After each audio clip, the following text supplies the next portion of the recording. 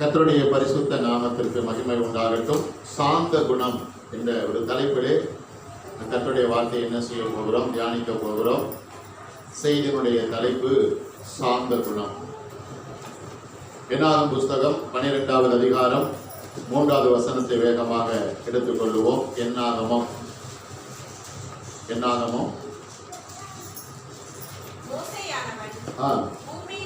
பூமியில் உள்ள மிகுந்த சாந்த குணம் உள்ளவனாய் இருந்தான். எல்லாரும் எடுத்துட்டீங்களா? என்னாகமம் 12வது அதிகாரம் 3வது வசனம்.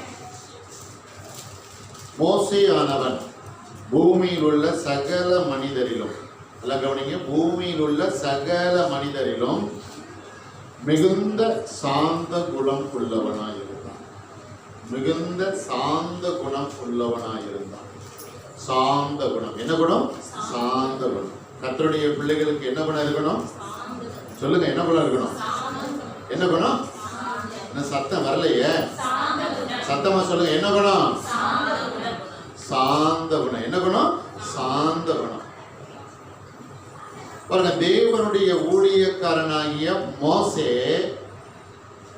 அவனுடைய நாட்களில் பூமியில் இருந்த எல்லா மனிதரிலும் வெறும் சாந்தம் இல்லை. என்ன சாந்தம்? மிகுந்த, அப்படின்னு போட்டிருக்கு, மிகுந்த சாந்த குணம் உள்ளவனாயிருந்தான். மிகுந்த சாந்த குணம் உள்ளவனாயிருந்தான். நல்லா கவனிங்க, இப்படி மிகுந்த சாந்த குணம் உள்ள மனுஷன் மோசே கூட ஒரு இடத்துல என்ன செய்தாரு? கோவப்பட்டாரு. எங்க கோவப்பட்டாரு? கவனிங்க, எங்க கோவப்பட்டாரு? இஸ்ரவேல் ஜனங்கள் குடிக்கிறதுக்கு என்ன கேட்டாங்க? தண்ணி கேட்டாங்க. உடனே மோசே கிட்ட கத்து பாருங்க, அருமையா சொல்றாரு. மோசே உன் கையில இருக்கிற கோலை கண்மலைக்கு நேரா என்ன செய்? நீட்டு. கண்மலைக்கு நேரா என்ன செய்? நீட்டு. நீ நீட்டின உடனே கண்மலை 2ஆ பிளந்து உள்ள இருந்து என்ன வரும்? தண்ணீர் வரும். ஆனா மோசே என்ன பண்றாரு அப்படின்னா, கண்மலைக்கு நேரா கோலை நீட்டுறதுக்கு பதிலா கண்மலை என்ன பண்ணிடுறாரு? ஓங்கி அடிச்சுறாரு. கர்த்தர் மோசேட்ட சொன்னது கண்மலைக்கு நேர மோசே கோலை நீட்டு. ஆனா மோசே செய்தது, தன் கையில் வைத்திருந்த கோலை வைத்து கண்மலை என்ன செய்யறாரு? ஒரே அடி. பாருங்க, சாந்த குணம் இல்லைன்னு வச்சுக்கோங்களேன், வார்த்தையினால அடிச்சு என்ன செஞ்சிடலாம்? கொண்டுடலாம். எதால அடிச்சு கொண்டுடலாம்? வார்த்தையால அடிச்சு கொண்டுடலாம். சுலபம். கேட்டாங்க பாருங்க, ஒரு கேள்விப்பட்டிருக்கீங்களா? இந்த வார்த்தையை கேட்டுதாங்க இப்படி ஆகிப்போச்சு. இப்படி ஆகிப்போச்சு. சொல்லுங்க, நீலாம் இருந்தே வேஸ்ட். உடனே அந்த வார்த்தை உள்ள போய் ஒரு பெரிய பாதிப்பை ஏற்படுத்தி ஒரு மரணத்துக்குள்ள என்ன செஞ்சிருது? கொண்டு போயிருக்கு. பாருங்க, நன்றாக கவனிங்கள். கர்த்தருக்கு பிரியமான தேவ ஜனமே, கர்த்தர் மோசேயின் இடத்தில் சொன்னது, நீ கண்மலையை பார்த்து கோலை நீட்டு. கோலை மட்டும் நீட்டு. உள்ள என்ன வரும்? தண்ணி. கோலை நீட்ட வேண்டியது உன் வேலை. தண்ணியை கொண்டு வர வேண்டியது யாருடைய வேலை? ஏன் வேலை. அப்படியே பாருங்க, மோசையை குறித்து நம்ம என்னாகும் 12:3 எப்படி வாசிக்கிறோம்? கவனிங்க, என்னாகும் 12:3 எப்படி வாசிக்கிறோம்? மோசே அவருடைய நாட்களில் இந்த பூமியிலிருந்து எல்லா மனிதர்கள் காட்டி எப்படிப்பட்டவனா? சாந்த குணம். ஆனா அப்படியாப்பட்ட மோசே உள்ள இஸ்ரவேல் ஜனங்களை குறித்த ஒரு முறுமுறுப்பு, ஒரு எரிச்சல் ஓரமா என்ன செய்யுது? ஆமா, இருதயத்தின் ஓரத்தில், மனதின் ஓரத்தில் இருந்துகிட்டே இருந்திருக்கு. ஒரு காலகட்டம் வந்த உடனே அவன் உள்ளே அடக்கி வைத்திருந்த அந்த எரிச்சலும், அந்த முறுமுறுப்பும், அந்த பதட்டமும், கோபம் என்ன செய்த அவன் அறியாமலே வர்றதுனால அவன் என்ன செஞ்சிட்டான்? தவறு செஞ்சிட்டான் பாருங்க.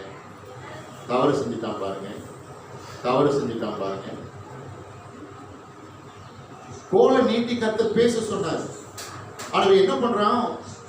கண்மலை ஓங்கி அடிச்சிட்டான் பாருங்க.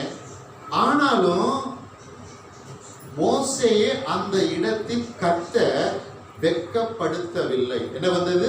தண்ணீர் வந்தது. உடனே மோசே கூட நினைச்சிருப்பார், கர்த்தர் கோலை நீட்டி பேசதான் சொன்னாரு, நான் அடிச்சேன், ஆனாலும் என்ன வருது, தண்ணி வந்துருச்சு அப்படி. ஆனா அதுக்கப்புறம் தான் கர்த்தர் என்ன செய்யறாரு, மேல வாப்பா. கொஞ்ச நாள் கழிச்சு என்ன செய்யறாரு, மேல வா, உனக்கு ஒரு விசாரணை கமிஷன் என்ன செய்யணும் வைக்கணும், மேல கூப்பிட்டு பாருங்க. இதுக்கு மேல நீ போக மாட்ட, இனி இந்த யோர்தானை நீ என்ன செய்ய மாட்ட, நீ கடக்க மாட்ட. யோர்தானை கடந்து போக வேண்டிய ஆளுதான் நீ மோசே, யோர்தானை கடந்து போக வேண்டிய ஆளுதான். கண்மலையை பார்த்து கோலை நீட்டி பேச சொன்னேன்.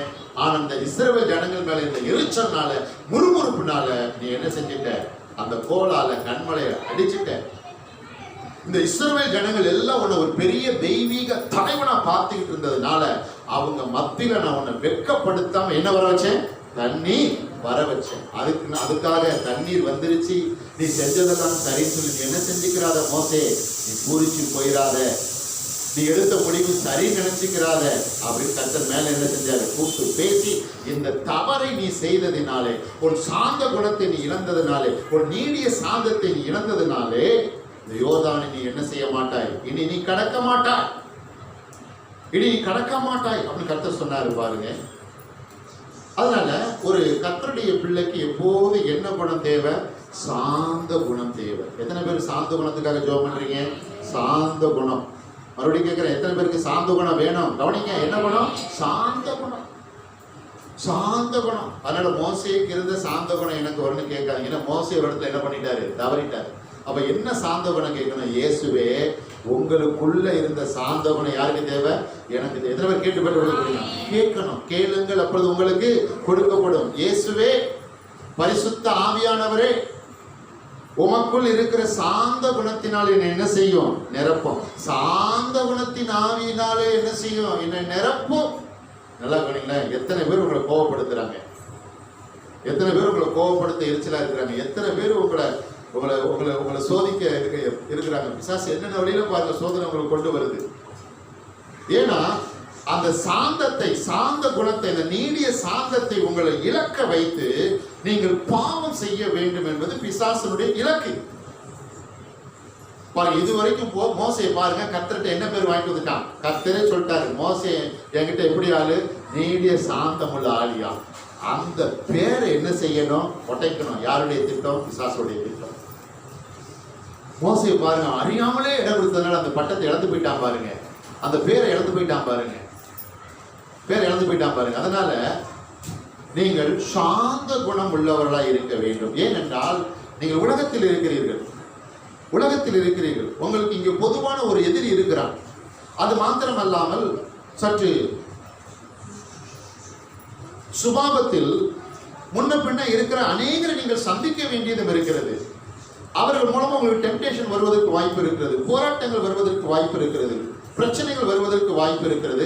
அந்த நேரத்தில் நீங்கள் உங்கள் சாந்த குணத்தை எவ்வாறு நீங்கள் வெளிப்படுத்துகிறீர்கள் என்பதை பரிசுத்த ஆவியானவர் என்ன செய்வார், அவர் உங்களோடு இருந்து அதை என்ன செய்வார், கவனித்துக் கொண்டே இருப்பார், கவனித்துக் கொண்டே இருப்பார், கவனித்துக் கொண்டே இருப்பார்.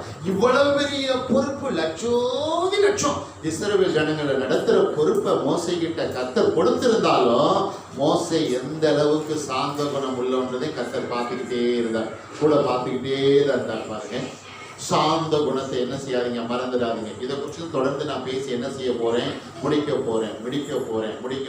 அதனால நீங்க ஆண்டவரே, மோசேயை போல கர்த்தாவே இந்த பூமியில நான் எப்படியாப்பட்ட ஆளா இருக்கணும், சாந்த குணம் உள்ள ஒரு ஆளா.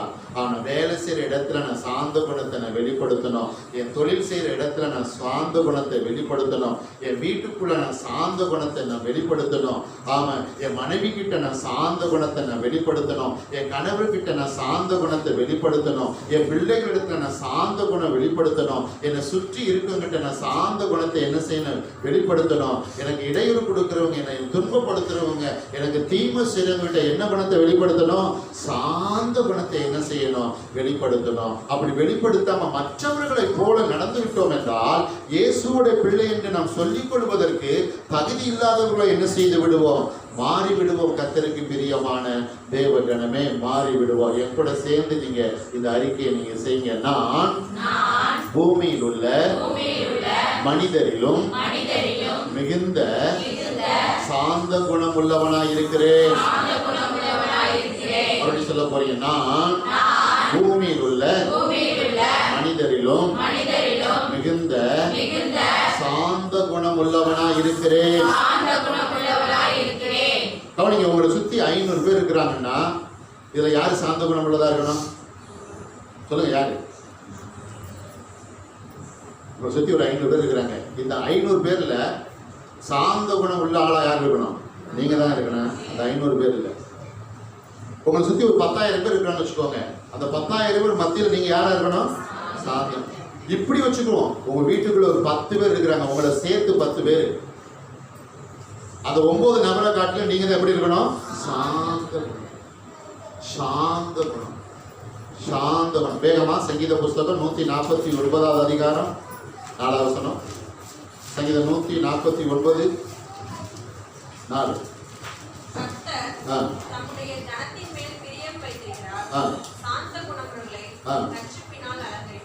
சாந்த குணம் உள்ளவர்களை எப்படி அலங்கரிக்கிறார்? ரட்சிப்பினால். எல்லாரும் எடுத்துட்டீங்களா? சங்கீதம் 149 4. கர்த்தர் தம்முடைய ஜனத்தின் மேல் பிரியம் வைக்கிறார், சாந்த குணம் உள்ளவர்களை என்ன செய்கிறார்? ரட்சிப்பினால் அலங்கரிக்கிறார். நான்லாம் பார்த்துருங்க, சில பேர்லாம் வாய் திறந்தாங்கன்னா யாருமே என்ன செய்ய முடியாது, அவங்க பேசுறத நிறுத்தவே முடியாது. அவங்களாம் பார்த்து எப்ப நிறுத்துறாங்களோ அப்பதான் உண்டு. நீங்க யாராவது லிஸ்ட்ல இருக்கிறீங்களா? அதுக்காக நீங்க வசனத்தை பேசுனீங்கன்னா அந்த மெத்தட நான் சொல்ல வரல. வசனத்தை பேசும்போது தானா நிறுத்தட்டும், இல்லை யாராவது நிறுத்தட்டும் பாச சொல்ல நினைக்காதீங்க. வசனத்தை பேசுறது சந்தோஷம் தானே. வார்த்தையை பேசுறது சந்தோஷம் தான். சத்தியத்தை பேசுறது சந்தோஷம் தானே. ஆரோக்கியமான வார்த்தைகளை, நல்ல வார்த்தைகளை, பிரயோஜனமான வார்த்தைகளை, சமாதானமான வார்த்தைகளை, பரிசுத்தமான வார்த்தைகளை பேச சந்தோஷம். சந்தோஷம். நல்லா கவனிங்களேன். இந்த நீடிய சாந்தம், நீடிய சாந்தம் உச்சம், சாந்தமே வச்சுக்குவோம். சாந்த குணம் இல்லாத ஆட்கள் என்ன பண்ணுவாங்க? பைபிள் ஒரு வசனம் இருக்குமா? கிளவிகளுடைய வீண் பேச்சு. எத்தனை பேர் இந்த வசனத்தை பார்த்திருக்கீங்க? யாருடைய பேச்சு? கிளவிகளுடைய வீண் பேச்சு.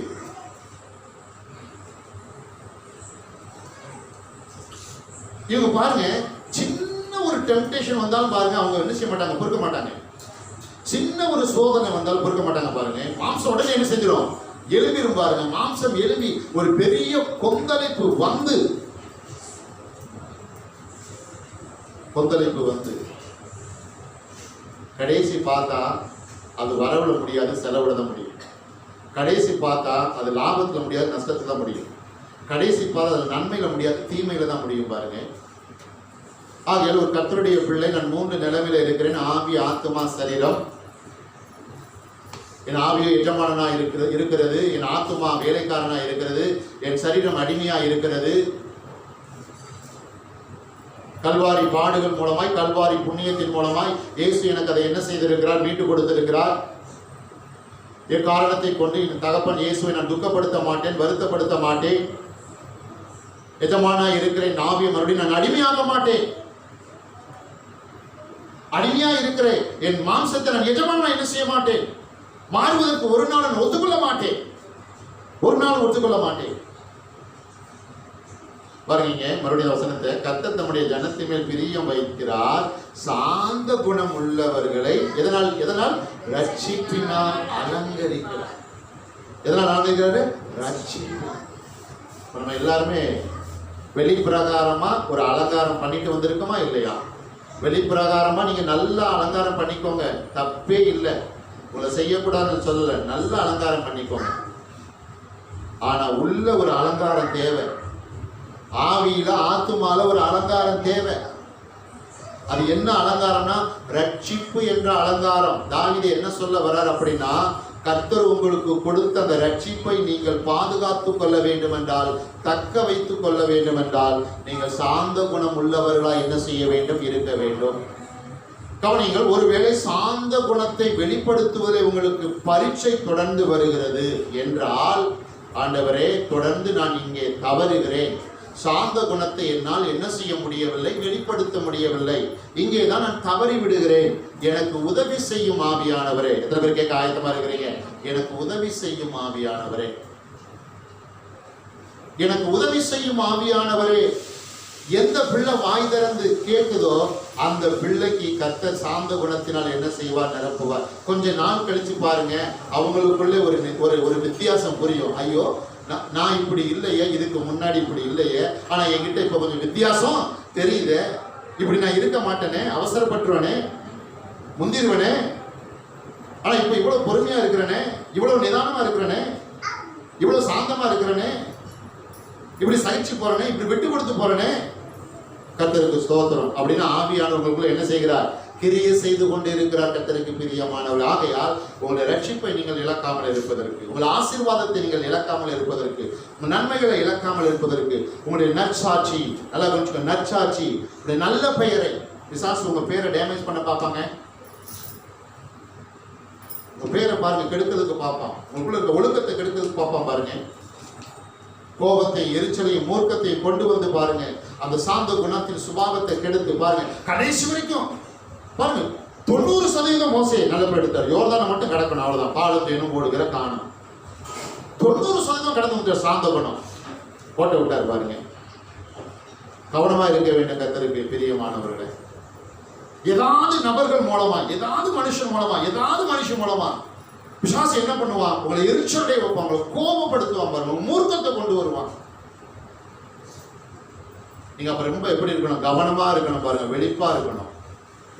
இந்த நபர் மூலமா பிசாசு என்ன செய்ய வைக்கிறான், கோபம் அடைய வைக்கிறான், எரிச்சலை கொண்டு வர பார்க்கிறான், என்ன நிதானம் தவறி போக பண்ணுகிறான். ஆவியானவரே எனக்கு நல்லா தெரியுது, நான் ஆவியில நல்லா உணர்றேன், நீங்க தான் உணர்த்துறீங்க. என் மாம்சம் எழும்பாம இருக்க, என் மனது எழும்பாம இருக்க, என் மாம்சம் எழும்பாம இருக்க, என் உதடு, என் நாவு, வாய் எழும்பாம இருக்க, சாந்தத்தின் ஆவி, நீடிய சாந்தத்தின் ஆவினால, நீடிய பொறுமையினால என்னை நிரப்புங்கன்னு சொல்லி எந்த பிள்ளை கேட்குதோ அந்த பிள்ளை ரட்சிப்பை தக்க வைத்துக் கொள்ளும், நல் சாட்சியை தக்க வைத்துக் கொள்ளும், ஆசீர்வாதத்தை, நன்மையை, பெயரை தக்க வைத்துக் கொள்ளும், மதிப்பு, மரியாதை, கனத்தை தக்க வைத்துக் கொள்ளும். பிசாசு உள்ள வர முடியாது, பிசாசு உள்ள வர முடியாது. பாருங்க, கவனமா இருக்கணும், ரொம்ப ஜாக்கிரதையா இருக்கணும். வேகமாக நீங்க கூட சேர்ந்து சொல்லுங்க, நான் சாந்த குணம் உள்ளவன், என்னை ரட்சிப்பினால் கர்த்தர் அலங்கரிக்கிறார்.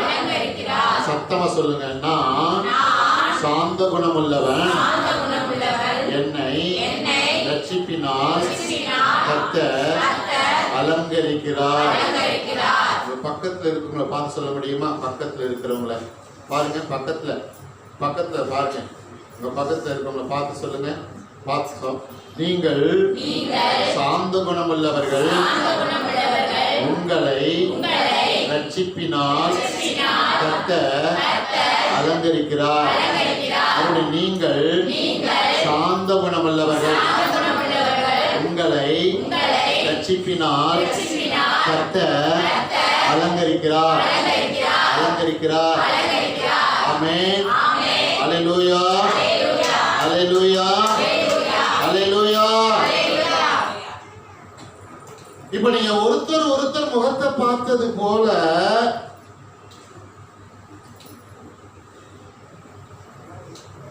உங்க ஒருத்தர் முகத்தை பார்த்து சொன்னது போல இங்க தைரியமா சொல்லிடுவீங்க. வீட்டுக்குள்ள போய் உங்க வீட்டுக்குள்ள இருக்கிறவங்கள பார்த்து என்ன செய்யணும், சொல்லணும். எப்படி மாஸ்டர் இப்படி முடியும்? அங்கதான் நம்ம கர்த்தர் பிள்ளைன்னு என்ன செய்யணும், நிரூபிக்கணும் இல்லையா? அங்கதான் நிரூபிக்கணும், வீட்டுக்குள்ளதான். அதனால பாருங்க, கர்த்தர் முத எங்க இருந்து ரட்சிப்பை ஸ்டார்ட் பண்றாரு? முத என்னது? எருசலேம், அப்புறம் யூதயா, அப்புறம் சமாரியா.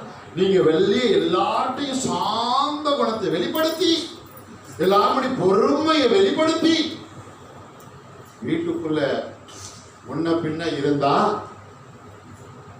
நீ எவ்வளவு வெளிய சாந்த குணத்தையும் சகிப்புத்தன்மை வெளிப்படுத்தி கர்த்தருடைய பார்வையில பிரயோஜனம் இல்லாம போயிரும் பாருங்க.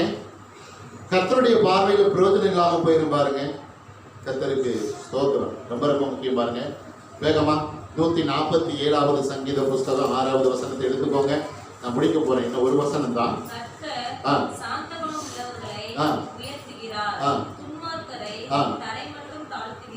பாருங்க, கர்த்தர் சாந்த குணம் உள்ளவர்கள் என்ன செய்கிறார்? உயர்த்துகிறார். சாந்த குணம் உள்ளவர்கள் என்ன செய்கிறார்? உயர்த்துகிறார். உயர்த்துகிறார். நல்லா கவனிங்களேன், நல்லா கவனிங்க. ஒரு ஒரு ஒரு சின்ன ஒரு உதாரணத்தை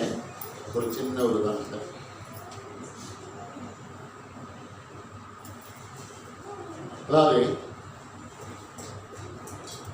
வீட்டுக்குள்ள வச்சுக்கிறோமே, கணவர் பேசிக்கிட்டே இருக்கிறாரு. கணவர் என்ன செய்யறாரு? பேசிக்கிட்டே இருக்கிறாரு. பேசிக்கிட்டு தேவையில்லாத வார்த்தைகளை பேசிக்கிட்டே இருக்கிறாரு. மனைவி என்ன செய்வாங்க அப்படின்னா அமைதியா இருப்பாங்க. எப்படி இருப்பாங்க? அமைதியா இருப்பாங்க. சரி, அப்ப அமைதியா இருக்கிறதுனால அதை கோலத்தனம் என்ன செய்யக்கூடாது? எடுத்துக்கொள்ளக்கூடாது. இப்ப யார் பேசுற? கணவர் பேசுறாரு, பேசிக்கிட்டே இருக்கிறாரு. மனைவி என்ன பண்றாங்க? அமைதியா கேட்டுக்கிட்டே இருக்கிறார். அதுக்காக இப்போ கணவருக்கு பயந்து மனைவி என்ன செய்யல? அமைதியா கேட்டுக்கிட்டு இருக்கல. இந்த அமைதி இந்த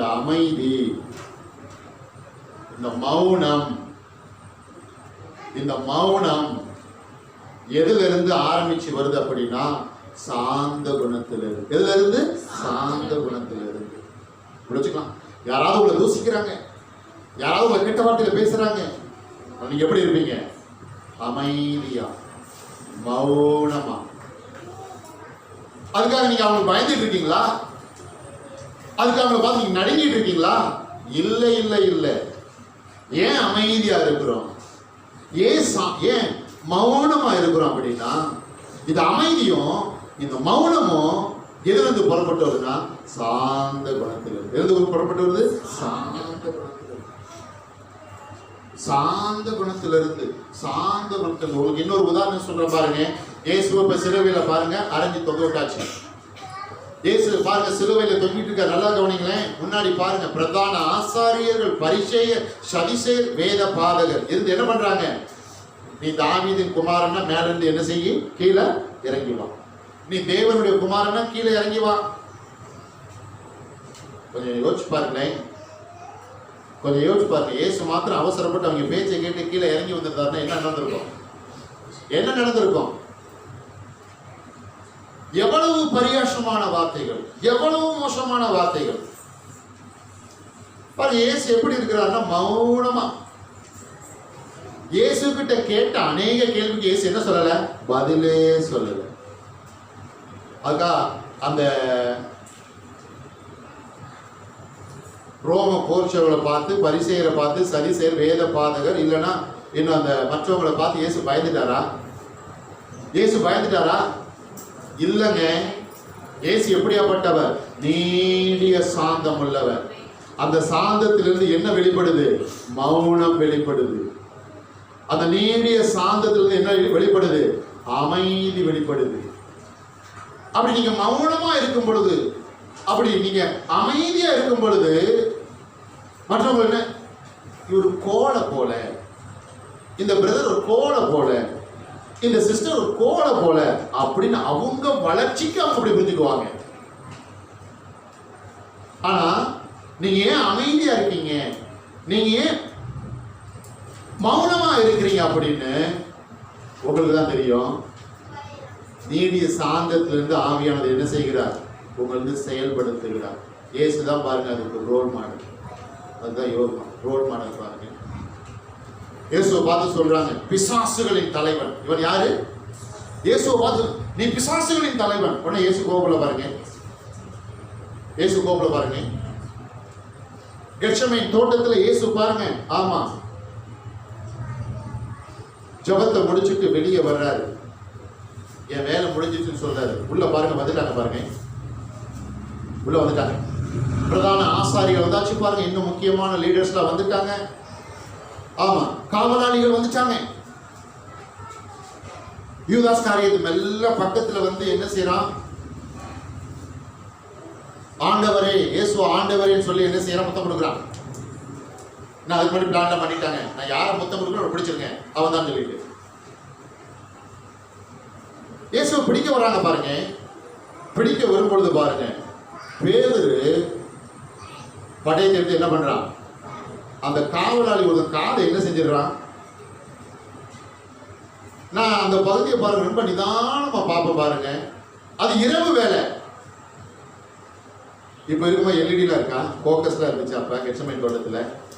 எல்இடி ஃபோக்கஸ் அத்தனை வாட்ஸ் இத்தனை வாட்ஸ் இருந்துச்சா கெட்சமைன் தோட்டத்துல. தீ பந்தம் தான் கையில வச்சிருப்பாங்க எல்லாரும். எப்படி இருந்தாலும் பாருங்க அங்க இருள் இருக்கும். பேரு அந்த காவலாளி, அந்த காவலாளி பேரு பாருங்க என்ன பேரு? மல்கூஸ் தானே? ஆமா மல்கூஸ். அந்த மல்கூஸ் காவலாளுடைய காதை கரெக்டா வெட்டிட்டான் பாருங்க. இரவு வேலையில இருக்க வெட்டிட்டான் பாருங்க. ஏன்னா பேதர் யாருன்னா மீன் பிடிக்கிற செம்படைகள். பல வருஷமா பாருங்க வெள்ளையா கடல்ல மீன் பிடிச்சவன் பாருங்க. மீனை பிடிச்ச உடனே எதை வெட்டுவான்? மீனுடைய செதில. இப்படி செதில கரெக்டா வெட்டி வெட்டி வெட்டி வெட்டி இரவு வேலையா இருந்தாலும் சரி மஸ்கூத்துடைய காதை என்ன பண்ணிட்டான்? கரெக்டா வெட்டிட்டான். உடனே பாருங்க ஆண்டவராகிய இயேசு கிறிஸ்து பேதுருவை கடிந்து கொண்டார். ஏய் பட்டயத்தை என்ன செய், போடு, இடுப்புல போடு. என்ன காரியம் செய்யற? பிதாவின் சித்தத்தை நிறைவேற்ற நான் வந்திருக்கிறேன். நான் அழைத்த எத்தனை தூதர்களை என் பிதா அனுப்புவாரு. அப்படின்னா நான் அழைத்த தூதர்கள் கூப்பிட தெரியாதா? என்ன வெளிப்படுத்துறாங்க? சாந்த குணத்தை என்ன செய்றார் பாருங்க. தேவ சித்தம், பரலோக சித்தம் நிறைவேறுவதற்கு அவ்வளவு உபத்திரமும், அவ்வளவு போராட்டம், அவ்வளவு பரியாசம், அவ்வளவு அவமானம், அவ்வளவு வேதனை, அவ்வளவு துன்பம், துயரம் எல்லாவற்றையும் அப்படியே பாருங்க சகிச்சு அந்த சாந்த குணத்தை என்ன செய்றார் அப்படின்னா இயேசு கிறிஸ்து வெளிப்படுத்திக்கிட்டே இருக்கிற. கர்த்தருக்கு பிரியமான தேவ ஜனமே, உங்களுக்கும் எனக்கும் இயேசுதான் ரோல் மாடல். இயேசு கிறிஸ்து எப்படி அந்த 3 வருஷம் ஊழியம் செஞ்சு பிதாவுடைய சித்தத்தை நிறைவேற்றினாரோ அதே போல நீங்களும் நானும் இந்த பூமியில எவ்வளவு வாய்ப்பு நமக்கு கொடுக்கப்பட்டிருக்கிறதோ அவ்வளவு தூரம் சாந்த குணத்தை, நீடிய சாந்த குணத்தை வெளிப்படுத்தி நாம் பிதாவின் சித்தத்தை முடித்தவர்களாய் என்ன செய்ய வேண்டும்? நாம் என்ன செய்ய வேண்டும்? கடந்து போக வேண்டும். நல்லா கவனிங்க. பிசாசுக்கு ஒரே ஒரு இலக்கு. பிசாசுக்கு ஒரே ஒரு இலக்கு என்ன தெரியுமா? இவங்க தேவ சித்தம், இந்த பிள்ளை தேவ சித்தத்தை செய்யக்கூடாது. இந்த பிள்ளை தேவ சித்தத்தை விட்டு என்ன செஞ்சிடணும்? விளையணும். அதனால இந்த பிள்ளைகிட்ட என்ன பலவீனம்? எல்லாருக்கும் ஒரு பலவீனம். நல்லா புரிஞ்சுக்கோங்களேன். பிசாசு உங்களை மறுபடியும் எங்க தான் அடிப்பான்? எங்க அடிப்பான்? எங்க அடிப்பான்? ஆரம்பத்திலிருந்து உங்களுக்கு ஒரு பலவீனம் இருந்திருக்கும். அதான் கவனிங்க. ஆரம்பத்திலிருந்து ஒரு பலவீனம் இருந்திருக்கும். ரட்சிக்கப்பட்டதுக்கு அப்புறம் அந்த பலவீனத்திலிருந்து நீங்க மீண்டு தான் வருவீங்க, மீண்டு தான் வந்துட்டு இருப்பீங்க. பிசாசு வந்து மறுபடியும் அந்த பலவீனத்தில் அடிக்க பார்ப்பான்.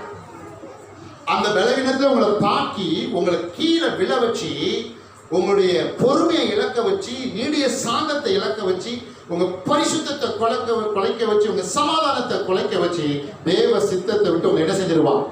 வழி விலகி கொண்டு போய் மறுபடியும் உங்களை பழைய ஆளா ஆக்கிடுவான். அப்படி முயற்சி பண்ணுவான்னு சொல்றேன். பழைய ஆளை ஆக்குறதுக்கு, பழைய மனுஷன் ஆக்குறதுக்கு தொடர்ந்து முயற்சி பண்ணிக்கிட்டே இருப்பாங்க. அது இப்படியாப்பட்ட நாட்கள் அவன் வேகமா என்ன செய்யறான்னு முயற்சி பண்ணிக்கிட்டே இருக்கான். ஏன்னா அவனுடைய முடிவு சீக்கிரமா இருக்கு. பிசாசுக்கு அவனுடைய முடிவு சீக்கிரமா இருக்குன்னு நல்லா தெரியுது. உலகத்துல பாருங்க, அழிவின் வேலைகள் இவ்வளவு சீக்கிரமா நடக்கிறதுக்கு என்ன காரணம்? அழிவின் வேலைகள் இவ்வளவு சீக்கிரமா நம்ம சொல்ற பாருங்க. இங்க ஓரணை, இந்த நாட்டில் ஓரணை சேர்க்கைக்கு அரசாங்கம் அனுமதி கொடுத்துருச்சு. அந்த நாட்டில் ஓரணை சேர்க்கைக்கு அரசாங்கம் அனுமதி கொடுத்துருச்சு. ஆனா அதிர்ச்சியான ஒரு செய்தி என்ன தெரியுமா? இஸ்ரவேல் தேசமே ஓரணை சேர்க்கைக்கு என்ன கொடுத்துருச்சு? அனுமதி கொடுத்துருச்சு. இஸ்ரவேல் தேசம், இஸ்ரவேல் அரசாங்கமே ஓரணை சேர்க்கைக்கு அனுமதி கொடுத்துருச்சு. எவ்வளவு கொடூரமான ஒரு பாவம், எவ்வளவு ஒரு காரியங்கள் எப்படி நடந்துட்டு இருக்குதுன்னா அவருடைய முடிவு சீக்கிரம் வந்துருச்சு. அதனால அழிவின் வேலையை, அதனால உங்க பக்கமும் என்ன பண்ணணும்? வேகமா திருப்பி விட்டு உங்களுடைய அந்த நீடிய சாந்தத்தை, அந்த பொறுமை, அந்த சகிப்புத்தன்மையை பாருங்க, அதை சோதிச்சு பார்க்கலாம். இடம் கொடுத்துட்டா மறுபடியும் கீழே தள்ளி விட்டு மறுபடியும் கடைசி இடத்துக்கு உங்களை கொண்டு போயிடலான்னு முயற்சி பண்ணிக்கிட்டே இருப்பான். சாந்தத்தை நீங்கள் இழந்து விடாதீர்கள். பொறுமையை நீங்கள் என்ன செய்யாதீர்கள்? இழந்து விடாதீர்கள். மற்றவர்களை போல் நீங்கள் என்ன செய்து விடாதீர்கள்? இருந்து விடாதீர்கள். மற்றவர்களுக்கு உங்களுக்கு ஒரு பெரிய வித்தியாசம் இருக்கிறது. நீங்கள் கர்த்தருடைய பிள்ளைகள், ரட்சிக்கப்பட்ட பிள்ளைகள், தேவனால் தெரிந்து கொள்ளப்பட்ட பிள்ளைகள். மற்றவங்களை பார்க்காதீங்க, அவங்க அப்படி இருக்காங்களே, அவங்க இப்படி இருக்கு, அவங்க அப்படி பேசுறாங்களே, அவங்க இப்படி நடக்கிறாங்க, பார்க்காதீங்க. நீயோ வலதுபுறமோ இடதுபுறமோ சாயாமல் இருக்கு. உனக்கு முன்மாதிரி ஆண்டவராக இயேசு கிறிஸ்து, அவரை நோக்கி பார், அவரை நோக்கி பார். இறுதி வரை சாந்தம் உள்ளவராக இருந்தார், அமைதியாக இருந்தார். பாருங்க, மயிர் கத்திரிக்கிறதற்கு கொண்டு போகிற ஆட்டை போல எப்படி இருந்தார். இந்த வசனத்தை கூட வேகமா எடுத்திருக்க. சங்கீதம் 91 வேகமா வேகமா வேகமா. சங்கீதம் 91 அதை பாருங்களேன், அழகா இருக்கும் அந்த வசனம். சங்கீதம் 91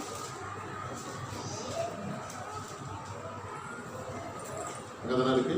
சங்கீதம் 91 இல்ல, சாரி, ஏசாயா 53வது அதிகாரம் எடுங்க. ஏசாயா 53வது அதிகாரம், ஏசாயா 53வது அதிகாரம்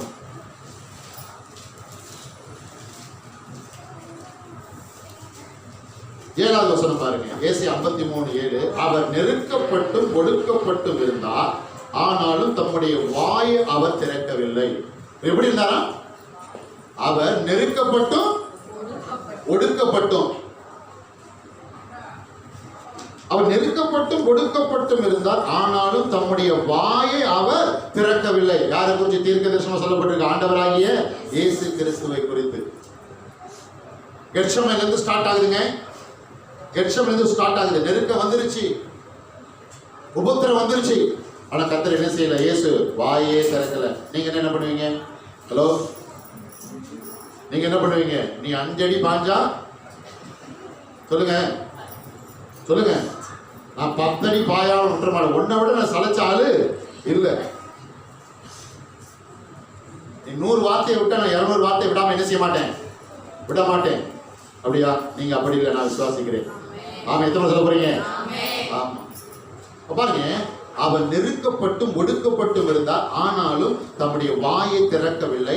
அடிக்கப்படுவது கொண்டு போகப்படுகிற ஒரு ஆட்டுக்குட்டியை போலவும் தன்னை மயிர் கத்திரிக்கிறவனுக்கு முன்பாக சத்தமிடாதிருக்கிற, அதை கவனிங்க, அவ்வளவு கவனிங்க, சத்தமிடாதிருக்கிற.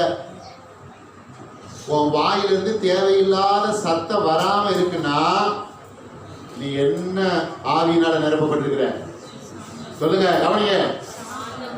உங்க வாயில இருந்து தேவையில்லாத வார்த்தைகள் வராம இருக்கிறது என்றால் நீங்கள் நீடிய சாந்தத்தின் ஆவியினால என்ன செய்யப்பட்டிருக்கிறீர்கள்? நிரப்பப்பட்டிருக்கு. எத்தனை பேர் ஆமென் சொல்ல போறீங்க? அதனால கொஞ்சம் என்ன செய்ய, உங்களை செக் பண்ணி பாருங்க, உங்களுக்குள்ள எந்த அளவுக்கு சாந்த வேலை செய்யுது, எந்த அளவுக்கு சாந்த வேலை செய்யுது. விட்டு கொடுத்து போறதுல ஒரு தப்பே இல்லை, அனுசரிச்சு போறதுல ஒரு தப்பே இல்லை, சகிச்சு போறதுல ஒரு தப்பே இல்லை. அவர்கள் தான் சிறந்தவர்கள். எத்தனை பேர் ஆமென் சொல்ல போறீங்க? விட்டு கொடுத்து சகிப்புத்தன்மையோடு இருக்கிறவர்கள் தான் சிறந்தவர்கள்.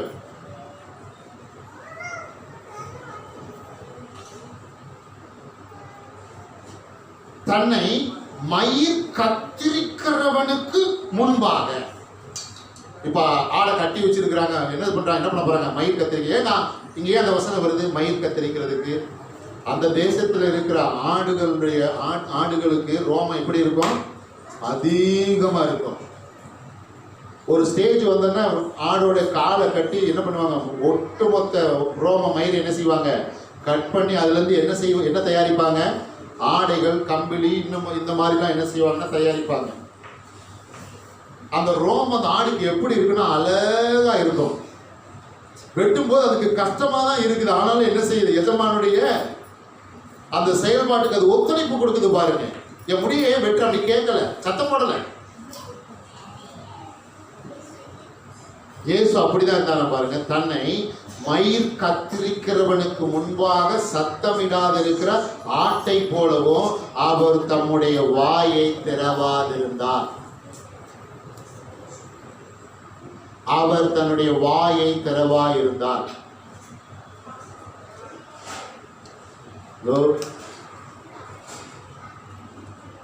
அவர் தன்னுடைய வாயை திறவாதிருந்தார்.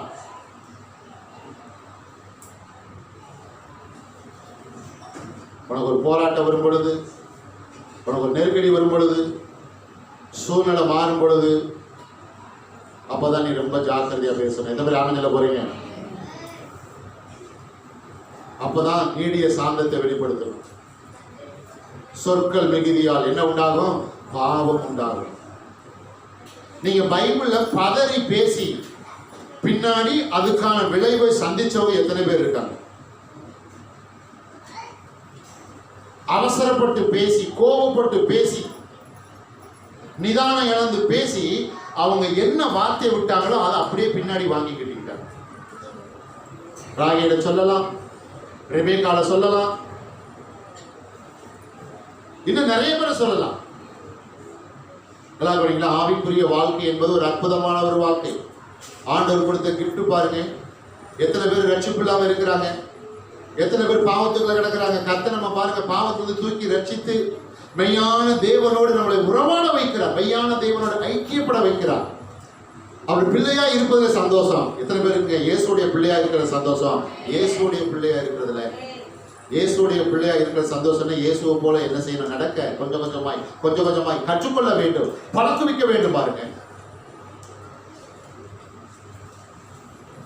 நான் பார்த்துருக்காம சில பேர் பாருங்க, எப்படி இருக்கீங்க நல்லா போச்சுடா ஏ டு இஜெட் என்ன செய்யுது? கட கட கட கட கட கட கட கட கட கட கட கட கட கட டைப் படிக்கிற மாதிரி.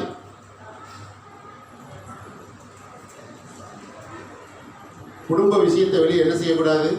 கொண்டே போகக்கூடாது. குடும்ப விஷயத்தையும் வெளியே கொண்டு போகக்கூடாது, சபை விஷயத்தையும் வெளியே கொண்டு போகக்கூடாது. நோவாவுக்கு 3 பிள்ளைகள், சேம், காம், யாப்பேத். சேம், காம், யாப்பேத்.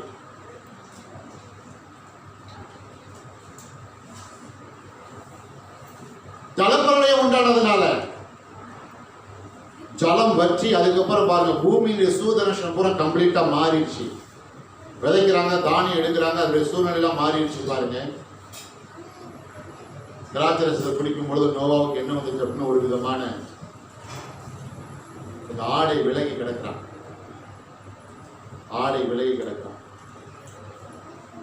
நோவாவுக்கு எத்தனை பிள்ளைகள்? 3 பேர், ஷேம், காம், யாப்பேத். காயின் வர்றான். தகப்பன் நிர்வாணமா கிடக்கிறது என்ன பண்றான்? எல்லாத்தையும் போய் சொல்றான். பாருங்க, என் தகப்பன் நிர்வாணமா கிடக்கிறான், என் தகப்பன் நிர்வாணமா கிடக்கிறான், என் வீட்டுக்குள்ள எப்படி நினைச்சு, என் வீட்டுக்குள்ள எப்படி நினைச்சு, என் பிள்ளை இப்படி, ஆமா, என் பொண்டாட்டி இப்படி, என் புருஷன் இப்படி, என் நாத்தனார் இப்படி, என் மாமியார் இப்படி, என் ஒன்னூட்ட சித்தப்பா இப்படி, என் தங்கச்சி இப்படி, என் தம்பி இப்படி, என் அண்ணன் அப்படி, என் அக்கா அப்படி.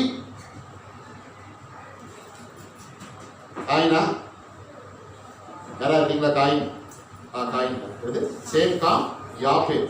காம் யாராவது காம் இருக்கிறீங்களா? ஒருவேளை இது வரைக்கும் காமா இருந்தா இப்ப நீங்க யாரா மாறிடணும்? சேம், யாப்பேத்தா மாறிடணும். அப்புறம் பாருங்க, சேமும் யாப்பேத்து வந்து தூரத்திலே பார்த்துட்டாங்க. தகப்பன் நிர்வாணமா இருக்கிறது, தகப்பன் மேல மிகுந்த கனம் மரியாதை இருக்கிறதுனால ஒரு வஸ்திரத்தை எடுத்து அவர்கள் என்ன செய்கிறார்கள்? வஸ்திரத்தை எடுத்து தகப்பன் பின்னாடி இருக்கிறாங்க, நிர்வாணம் அப்படியே பின்னாடியே இப்ப என்ன செய்றாங்கன்னா மூடி விடுகிறார்கள், நிர்வாணத்தை மூடி விடுகிறார்கள். ஒரு குடும்பத்துக்குள் இருக்கிற ஒரு சில பிரச்சனைகளை நீ மூடி பழகு. கொஞ்சம் முன்ன பின்ன இருக்கிற விஷயத்தை மூடி பழகு. சபைக்குள்ள ஒருவேளை முன்ன பின்ன இருக்கிற விஷயத்தை மூடி பழகு.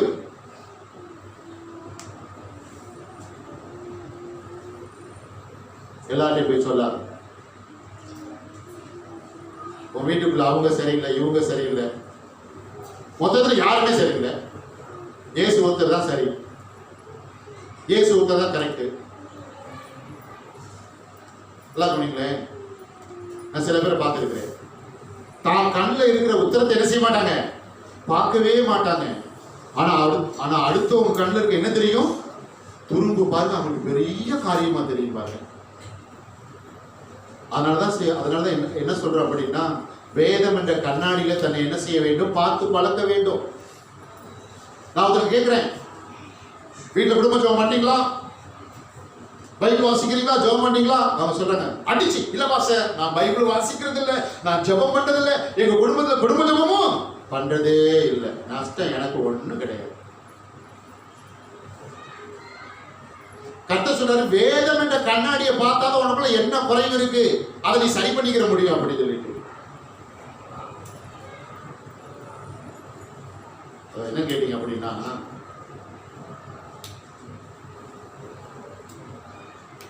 சரி நம்ம வேகமா போகலாம். கர்த்தருக்கு ஸ்தோத்திரம். சங்கீதம் 147:6 பார்த்துக்கிட்டு இருக்கிறோம்.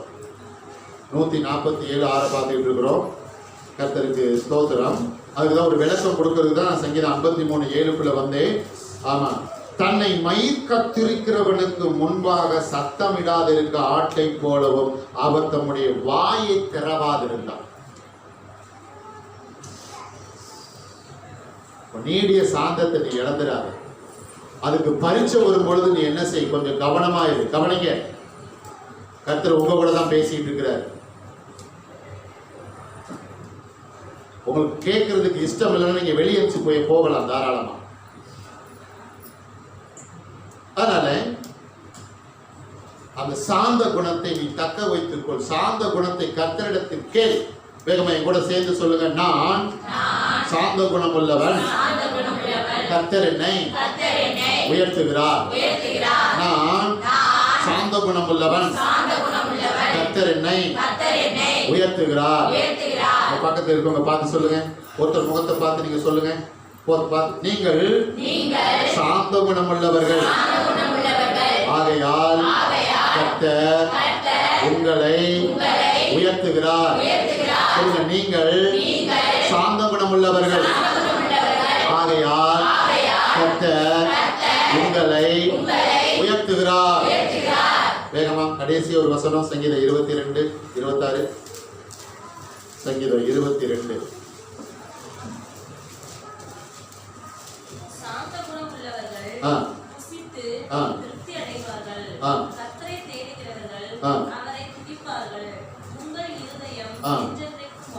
என்றென்றைக்கும் வாழும்.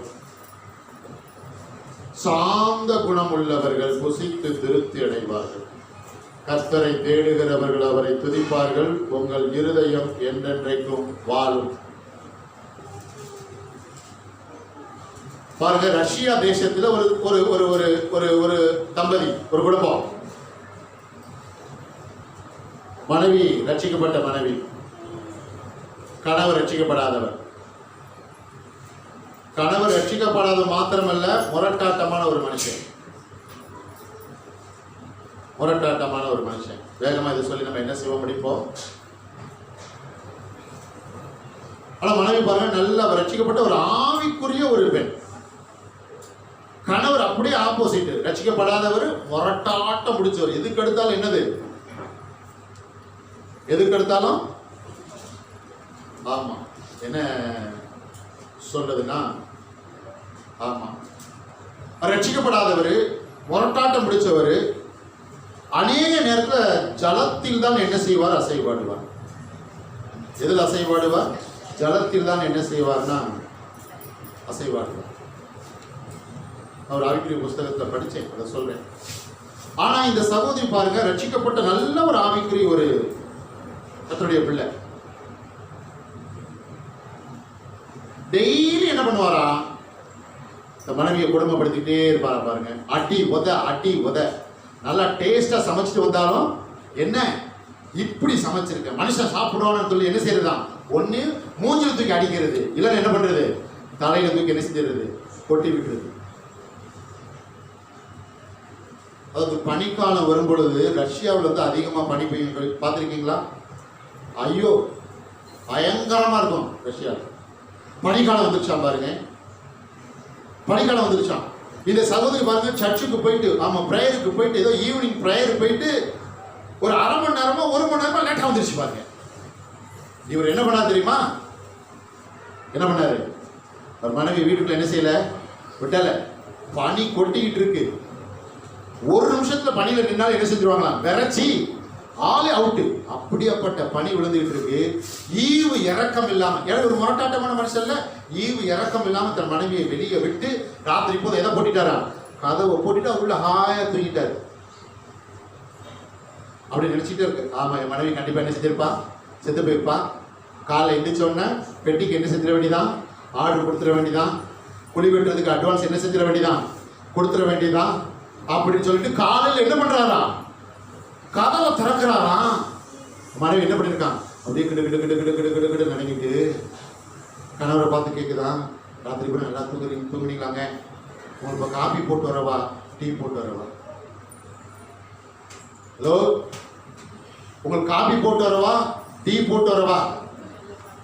ஆனா இப்பெல்லாம் ட்ரெண்ட் எப்படிமா மாறிடுச்சு, போடின்னு சொன்னா அடுத்த நிமிஷம் என்னது போடா,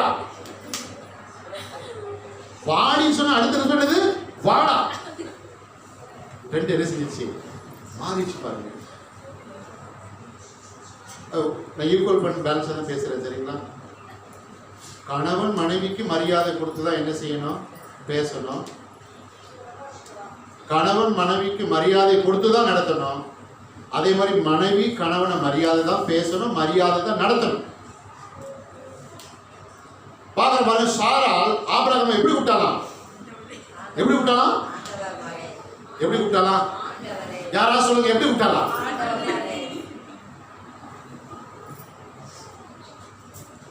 இன்னும் இவங்க பாருங்க, ஃபேஷனா நீ வளர்ச்சிடம்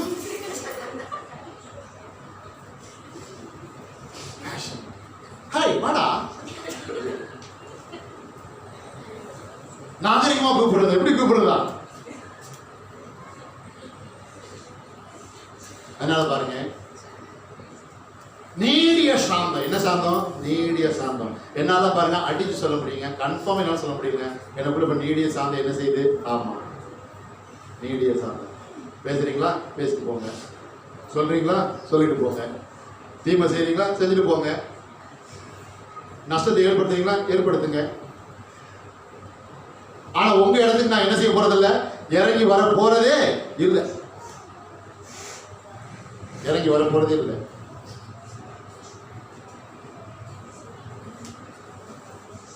மறுபடியும் கணிப்போம். சங்கீதம் 22:26 முடிக்க போறேன். சாந்த குணம் உள்ளவர்கள் புசித்து திருப்தி அடைவார்கள், கர்த்தரை தேடுகிறவர்கள் அவரை துதிப்பார்கள். பாருங்க, சாந்த குணம் உள்ளவர்கள் புசித்து திருப்தி அடைவார்கள். அப்புறம் சாந்த குணம் உள்ளவர்கள் இந்த பூமியில எப்படி இருப்பாங்களாம், பெர்மனண்டா இருப்பாங்க. எது மாதிரி அமைஞ்சல போறீங்க, பெர்மனண்டா, பெர்மனண்ட், பெர்மனண்ட்,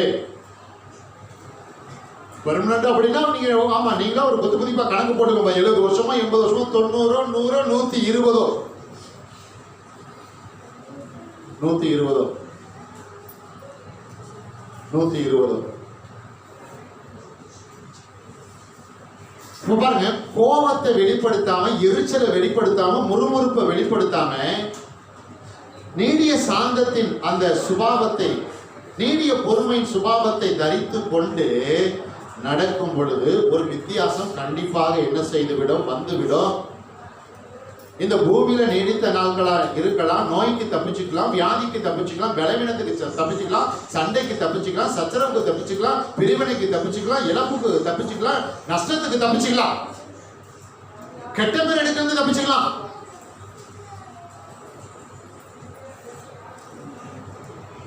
கெட்ட பேர் எடுக்கிறது என்ன செய்யலாம், தப்பிச்சுக்கலாம். அவர்கள் புசித்து திருப்தி அடைவார்கள், கர்த்தரை தேடுவார்கள். சாந்த குணம் உள்ளவர். சாந்த குணத்தை தக்க வச்சுக்கிறவங்க கர்த்தரை தேடாம என்ன செய்ய முடியாது, இருக்க முடியும். சாந்த குணம் உள்ளவங்க கர்த்தரை தேடாம இருக்க மாட்டாங்க. எதுக்கு எடுத்தாலும் அவசரம், எல்லாத்துலயும் அவசரம். எதுக்கு எடுத்தாலும் அவசரம், எல்லாத்துலயும் அவசரம்.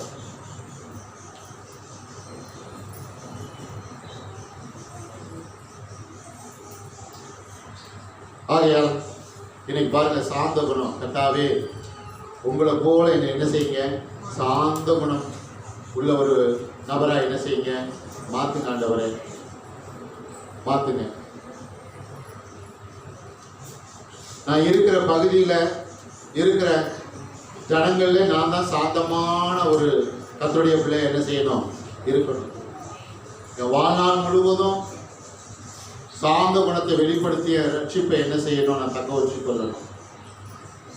சாந்த குணத்தை நான் வெளிப்படுத்த எனக்கு நஷ்டம் இல்லை, எனக்கு லாபம் தான். காரணம், நான் சாந்த குணத்தை வெளிப்படுத்த கர்த்தரை என்ன செய்வார்?